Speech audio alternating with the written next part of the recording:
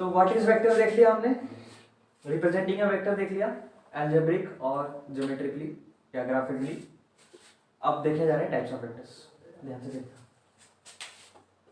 पहला क्या है टाइप्स ऑफ वेक्टर्स में, अब देखो टाइप्स ऑफ वेक्टर्स माने सपोज दैट हमारे पास एक बास्केट है, उसमें बहुत सारे वेक्टर भरे पड़े हैं, हमने आंख मूंद के एक वेक्टर पिकअप किया।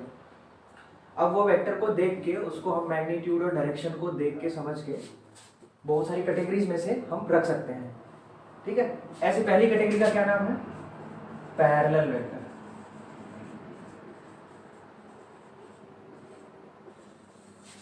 और अगर वो पैरेलल वेक्टर्स की कैटेगरी में नहीं आएगा तो दूसरा वेक्टर हमारे पास, दूसरा कैटेगरी क्या है, एंटी पैरेलल वेक्टर्स। तीसरा कैटेगरी क्या है हमारे पास, अगर वो पैरेलल और एंटी पैरेलल दोनों में नहीं आता तो तीसरा कैटेगरी हमारे पास इक्वल वेक्टर्स।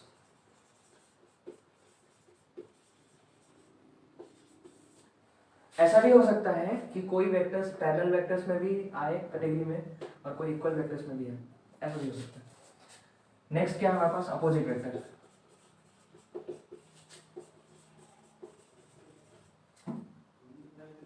ठीक है, अब खास बात क्या है इसमें, ये जो कैटेगरी हमारी parallel vectors, anti parallel vectors, equal vectors, opposite vectors, ये कैटेगरी में वेक्टर्स को डालने के लिए कि ये वेक्टर्स इस टाइप का है, इस टाइप का है, हमारे पास मिनिमम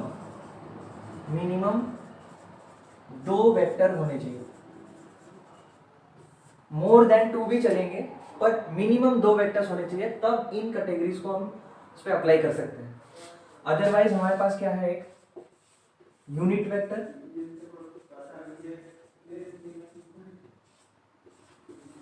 और क्या है, एक जीरो वेक्टर।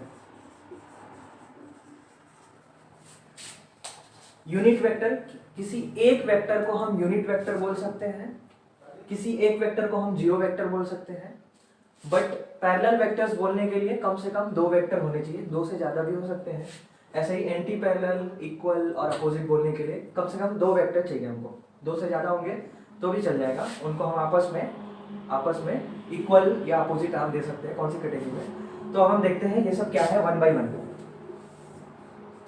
पहला है पैरेलल वेक्टर्स, ये हम डिफाइन करते हैं बेस्ड ऑन डायरेक्शन,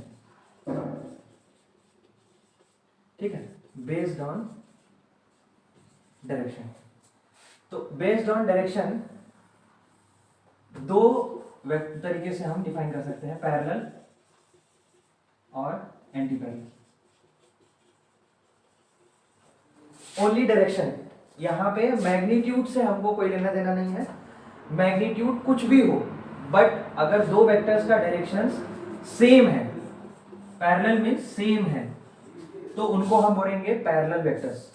2 वेक्टर्स का डायरेक्शन अगर सेम है तो उनको हम पैरेलल वेक्टर्स बोलेंगे, और डायरेक्शंस अपोजिट है, डायरेक्शंस एक दूसरे से अपोजिट है तो हम बोलेंगे एंटी पैरेलल वेक्टर्स, ठीक है।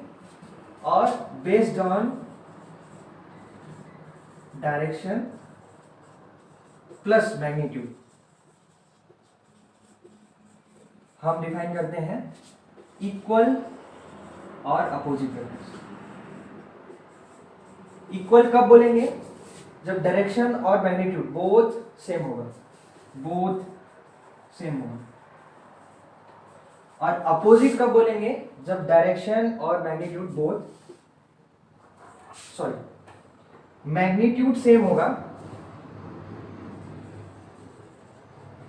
मैग्नीट्यूड सेम होगा, बट डायरेक्शन क्या होगा हमारा, अपोजिट होगा। तो ध्यान देना, एंटी पैरेलल और पैरेलल होने के लिए ओनली डायरेक्शंस देखना है, डायरेक्शन देखना है तो सेम हुआ तो पैरेलल, अपोजिट हुआ तो एंटी पैरेलल। बट मैग्नीट्यूड और डायरेक्शन दोनों देखेंगे, अगर मैग्नीट्यूड भी सेम हुआ 2 वेक्टर्स का, डायरेक्शन भी सेम हुआ 2 वेक्टर्स का, तो इक्वल बोल देंगे। यानी सारे पैरेलल वेक्टर्स में से ऐसे वेक्टर्स जिनका डायरेक्शन तो सेम हो गया हमारा पैरेलल होने की वजह से, बट मैग्नीट्यूड भी सेम है, तो उनको इक्वल हम कह सकते हैं। यानी पैरेलल की स्पेशल कैटेगरी हो गई इक्वल वेक्टर्स। और एंटी पैरेलल से अपोजिट आ जाएगा। ऐसे एंटी पैरेलल वेक्टर्स, हम एंटी पैरेलल से हमें ये पता चलेगा कि डायरेक्शंस अपोजिट है। तो अगर मैग्नीट्यूड सेम है, यानी दोनों में हम मैग्नीट्यूड सेम का कंडीशन लगा दें, तो पैरेलल से इक्वल और एंटी पैरेलल से अपोजिट मिल जाएगा। यानी एंटी पैरेलल वेक्टर्स का एक स्पेशल कैटेगरी है हमारा अपोजिट वेक्टर्स। ठीक है, तो बेस्ड ऑन डायरेक्शन और based on direction and magnitude.